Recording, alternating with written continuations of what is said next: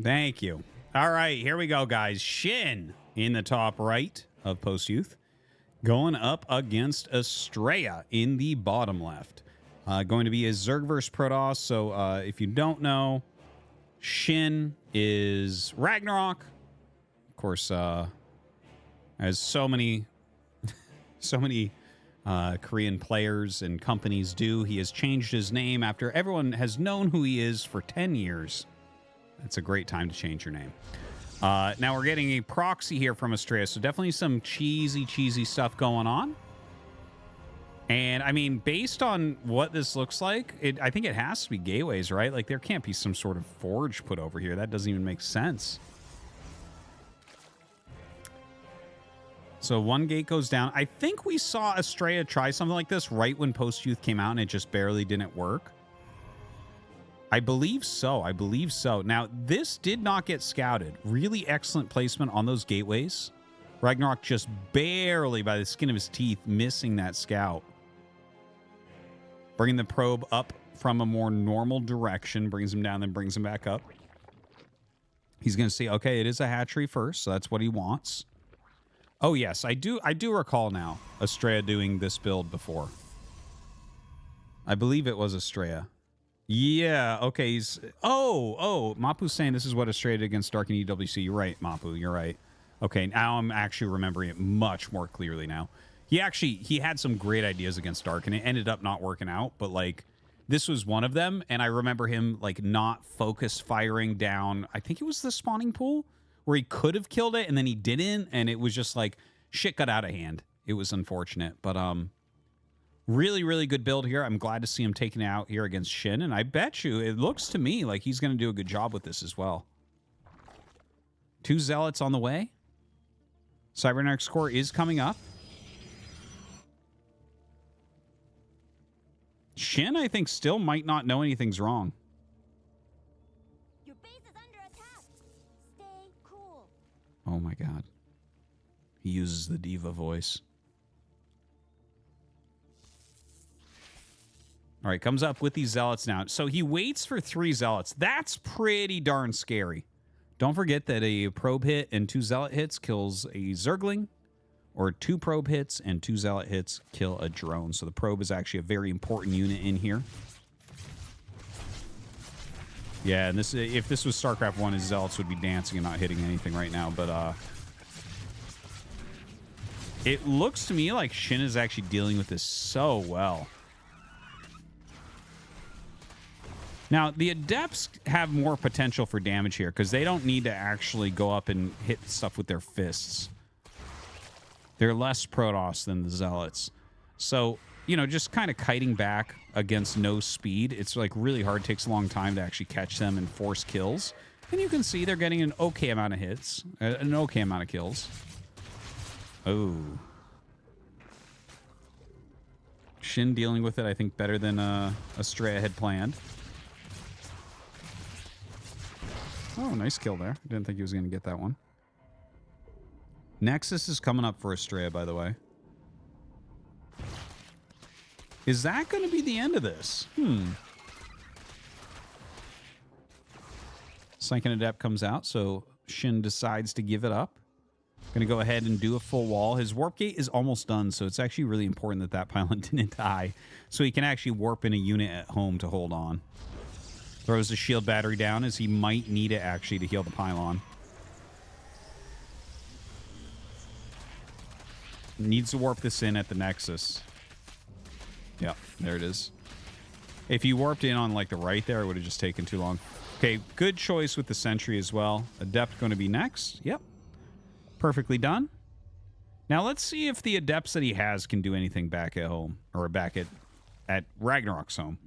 So, gonna go ahead and finish one Shade. Trying to go after some drones. Gets a couple, but that's it.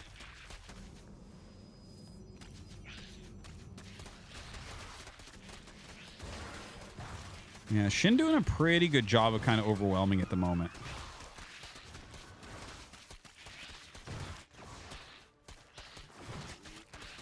And all these little nooks and crannies. Astrea finding them all, like the butter of an English muffin. It's making it really hard and annoying to kill all of his adepts.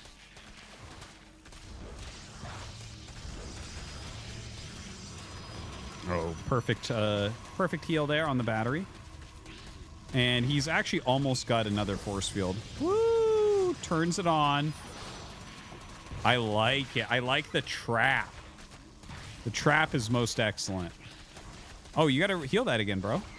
There you go.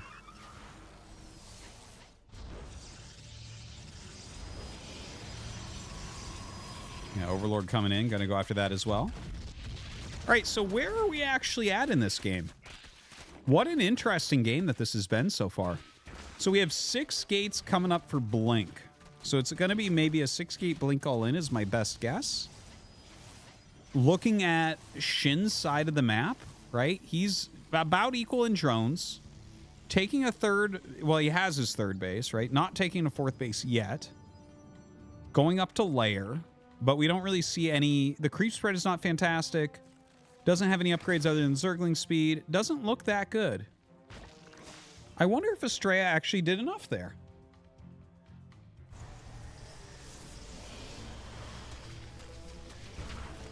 Now, we don't have a pylon out in the map, so you're going to have to actually kill one of these and bring a probe with you. Because it's not like there's a robo or anything.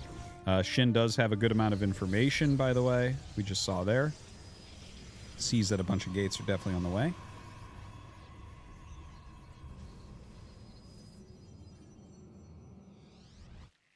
Fourth base coming up at that gold base here for SHIN. That's going to be a place that Astrea very certainly can cancel out. Very certainly.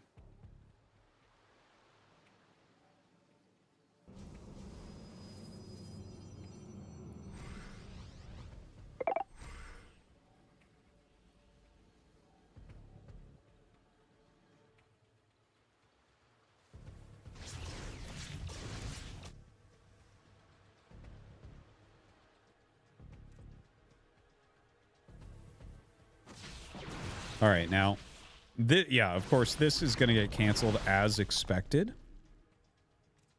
Just continues to move forward. A lot of roaches on the way, some ravagers on the way as well. Interesting that he decides to just warp in there and just walk across the map.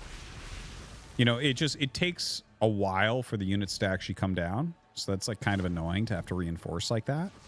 I don't know if he's going to be able to kill him. I feel like if he had a prism here, I could judge this battle a lot better. It's just the fact that you have to jump way back there to warp in and then like cue the units to come up here. Bit of a pain in the butt.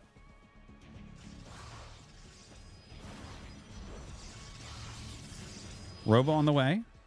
Adept killing off that very hurt pylon. All right, nice snipe on the Overlord. SHIN almost supply blocked, but not quite. Astrea supply blocking himself a bit.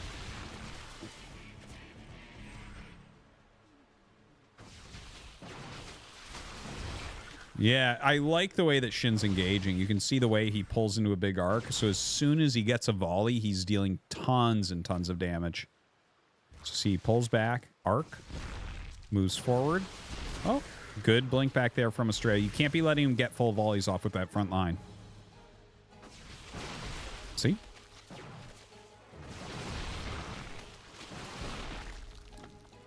So a good micro back here from Astrea.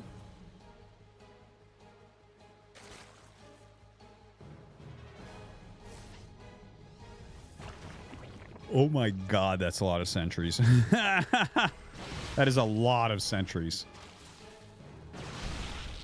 You know, maybe he can actually take the battle with that many force fields. Maybe that's a thing that can happen. Kind of like the old days. Some MC style action coming up, perhaps.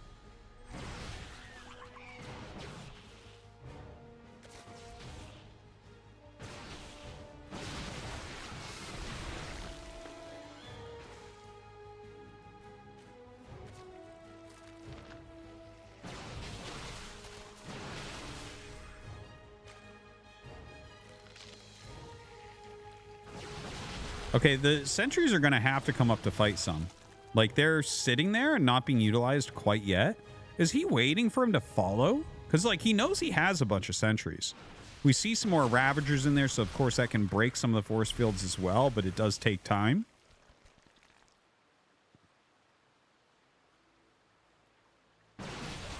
I guess it is hard to actually push in here and get the sentries to do anything. Now, that type of move is excellent. Right? Kills like 4 or 5 with just a handful of force fields. Okay, okay, okay. Hey, Astrea. That was a very good engage. That was an excellent engage. Is that enough, though? Like, right now, Ragnarok has a lot of roaches. He does have that 4th base up, too. Picks off... Yeah, he's picking off most of the tech units here. Seems like he just still has enough. Even with the Prism out now.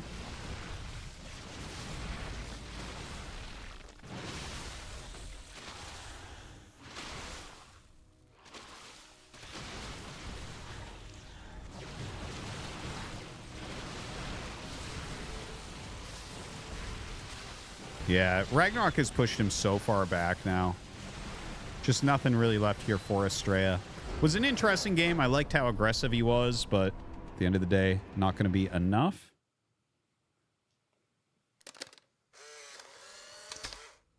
Artosis the Destroyer. He is destroying Flux. Flux is a hot anime waifu, and she is being destroyed by Artosis the Destroyer. He hates fun. He hates Flux, the hot anime waifu.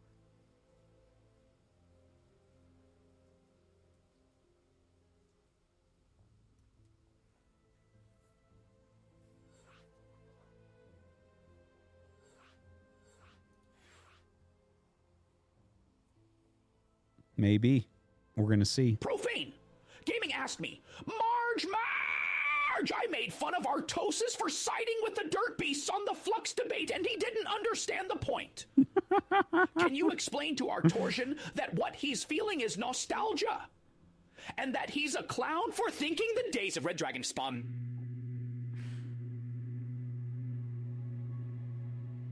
What?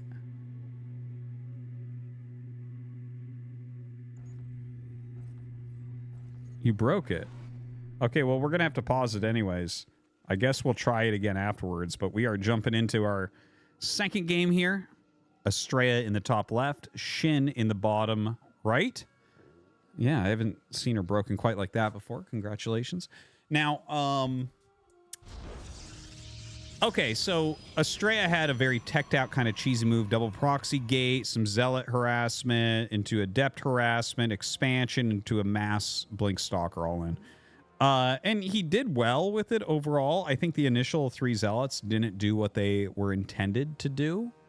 They got surrounded by the drones. Ragnarok was a bit too decisive with how he dealt with it. The queens added their damage, right? It became a bit rough. So... here, it looks like he's going to go for a Nexus first, and he's going to get away with it. It is a hatch versus he's up against.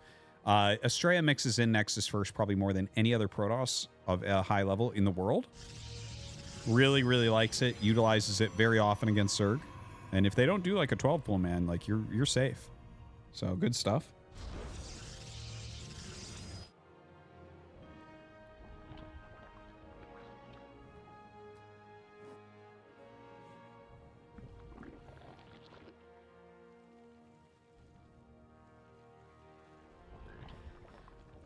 So, all right. I mean, with the Nexus first, obviously, you're just kind of jumping ahead economically. Ragnarok is, or SHIN is going to want to go ahead and, you know, take that 3rd base pretty quickly. You normally, how do I put this?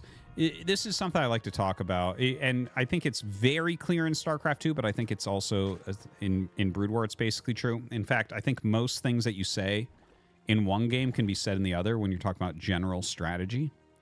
I think it's pretty much like the fundamental stuff is all the same. But, like, for instance here, see him floating up with the Overlord, he's going to see, oh, it's a Nexus first. By the time you scout someone doing a build... you can't just, generally speaking, turn on aggression. You can't change your build into an aggressive build and punish.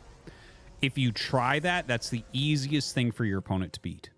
Now, if you scout this and you are already doing an aggressive build, you can double down on that and you will probably get the victory or some sort of advantage, right?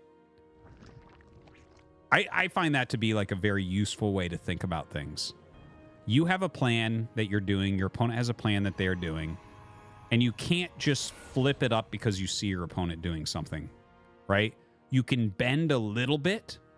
Like you see this, you know he can't really attack you too quickly. Maybe you make a few more drones, something like that, right? But you don't just say, okay, I'm going to make Zerglings and go attack that. That is literally how you lose games.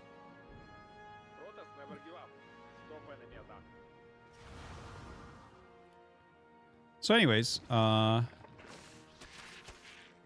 Lings going for a bit of a counterattack there. Stalker pops out to deal with those. Double Adept looking for damage. Don't know what they're going to get. Be pretty amazing if they could get a little bit. And look at that. Very fast third Nexus as well. That's something I talk about a lot in StarCraft 1. And again, you know, most of the fundamental stuff is the same. You know, the nice thing about a Nexus first is how quick it gets a third base.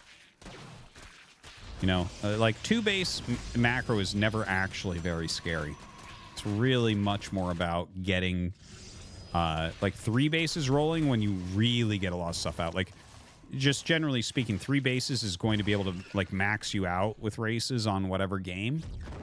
But that's not counting in expanding. Normally, if you have like 4 bases, then you can kind of expand and max, right? It's just kind of how the economies work in StarCraft. So a little of a Zergling attack here on this third base. I don't see this working. I really do not. And you can see Astrea's holding. He wants to gain a little bit more energy since it costs 25 to turn on. If he turns it on there, it's like he kills 2 Lings with it, and then it's out. So you sit, you let your Nexus take a bit more damage. If he stays, then you turn it on and kill. Anyways, I feel like right now, Astrea's play is just a bit better than SHIN's. Like, SHIN is looking for all this... Like, he's made these Lings, he's looking for damage. It's not the biggest investment, but, like, he's not really finding anything with it either. So it's not, like, really super optimal. Astrea gonna fly in, get a couple kills. And don't forget, these were also very defensive for him for a little bit. So the fact that he's able to utilize those defensively for that super, super, super fast third, then fly across the map, kill 3 drones, and then get out with them still alive. Definitely looking good for Astrea right now.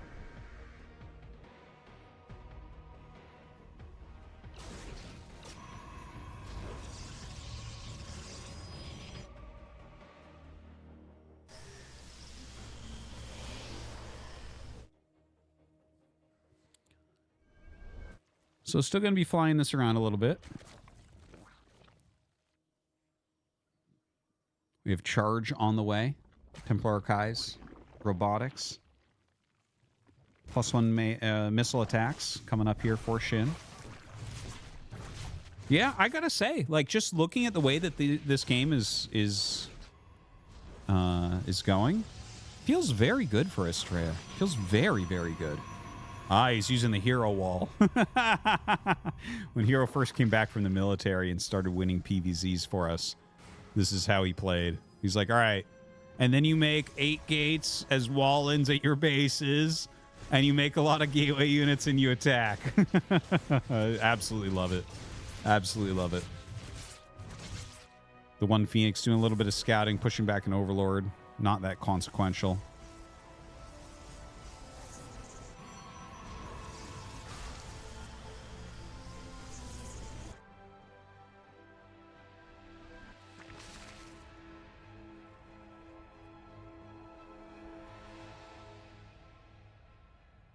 Kind of funny seeing a couple Archons out right now.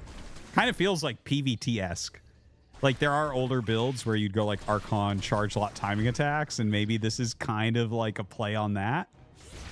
Ooh. That's cute. That was really cute, because with the one cannon, Lings will look at that and say, oh, let's just go kill that. And he literally had that to protect the cannon. I like that.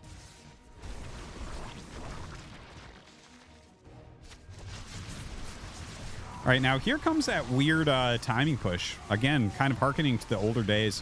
The fact that he has 4 Archons is blowing my mind. You can just see the power of Nexus first. It's like, what is this weird-looking army at such an early time? Okay, cool. Now, some Hydras in here with the Roaches. So this unit comp is so good against what Astrea has right now. You can see him really trying to back out of here. It doesn't matter if he loses the Adepts. Really trying to keep those Archons alive, get back to the shield batteries. And he is taking this 4th base. Technically, he can push the Lings off here. I think that if I'm Shin, I nail that 4th base right now. I think it's really important that you have to cancel that. Yeah, and he'll just cancel it. He'll just cancel it. There's no holding this. It's not even worth trying to come up and fight it. Like, you have to recharge your shields. Oh, no. Worst case scenario. Worst case. That was a bad, bad rally. Like, Disruptor is exactly what you want against this, but to lose the first one getting no damage... Look at this. Shin is just going to finish him off now, I think. Like, this is... I mean, he throws down some kind of nifty force fields there, but you can see his Archons are getting really, really low at this point. Yeah, he's going to recall his army up to actually fight. Oh, wait, what was that? What was that recall? It was like a sentry? Oh, maybe the Oracles were in there or something? No, I thought those came from the south. Anyways, he's trying to hold off this Roach attack. But, like, look at the army that he's got right now. It's just mostly charge lots. Not really the greatest army. Now, that being said, Ragnarok doesn't have a lot going on across the map. So, the fact that we have, like, double Disruptor production on the 3 base still, I think right now, if Astrea insta-takes another base... I actually like those Archon morphs, by the way. Very good Archon morphs. If he's... I'm actually getting a little bit of chills here. Because if he sits on Zealot... Archon as his tankiness and just makes disruptors, I would 100% just he's having too much fun. I gotta try to point out that I don't like StarCraft 2. Good job Profane. But if he sits with that as his kind of tanky wall and he focuses his income primarily upon getting disruptors and kind of turtles a 4th base, that's not easy to deal with here as Shin. But Shin is doing the right thing. I think Hive here is 100% correct. If he just go... All he needs to add to his comp is Vipers. You add Vipers into this comp, and it is just beautiful. And there you go. 3 Vipers as soon as that finishes.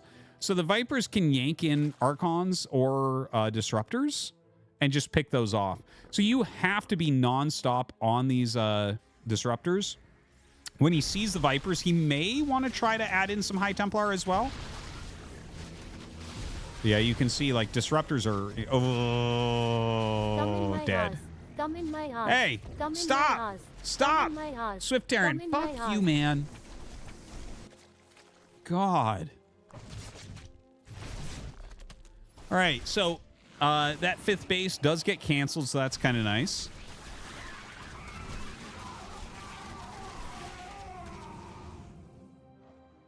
His 4th Nexus is up. He's sending probes to it.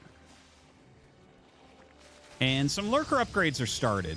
I don't think it's lurker time quite, like, right at this second. Yeah, Psystorm coming up. I really like how they're both playing this. I think they're both playing this excellently. I think StarCraft 2 players are very good at strategy. Like, the strong players are really, really good at strategy. Now, some charge lots coming in. That gets cleaned really quickly. The spines go out, and that's it. Who cares about that? Double Immortal. Ooh, I like it. I like the switch into Immortals. Now, he has to feed back these Vipers. You can see the Vipers being pulled. Oh, he went forward with these to try to get the Vipers and didn't quite succeed. Oh, okay. An okay hit. An okay hit. Not great, but okay. Ah, I felt like that one could have been better. Now, does he actually just have enough to finish? See those harpoons, man. The yoink's just too strong. That's going to be game. That right there is going to be game. Yeah, I think Astrea just has to GG. There you go. That was an interesting one, though. Hey, I love watching Astrea play, for sure.